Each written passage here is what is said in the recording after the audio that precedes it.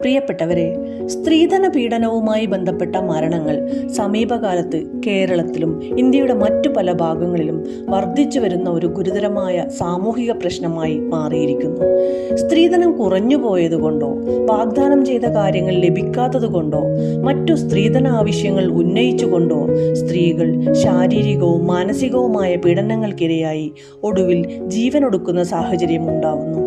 പലപ്പോഴും കുടുംബാംഗങ്ങളും സമൂഹം പോലും ഇത്തരം പീഡനങ്ങളെ അഡ്ജസ്റ്റ് ചെയ്യാൻ സ്ത്രീകളെ നിർബന്ധിക്കുന്ന സാഹചര്യം ഉണ്ടാവാറുണ്ട്.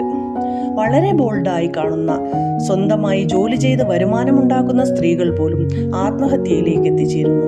ഈ സാഹചര്യത്തെ വളരെ സീരിയസ് ആയി കാണേണ്ടിയിരിക്കുന്നു. സ്വന്തം കുഞ്ഞിനെ പോലും ഇല്ലാതാക്കാൻ ചിന്തിക്കുന്ന മാനസികാവസ്ഥയിലേക്ക് എത്തിച്ചേരുക എന്നത് ഭയാനകമാണ്. ചില നിമിഷങ്ങളിൽ മനസ്സ് കൈവിട്ടുപോകുന്ന അവസ്ഥയിലാണ് ഇങ്ങനെയുള്ള ആത്മഹത്യകൾ ഉണ്ടാകുന്നത്.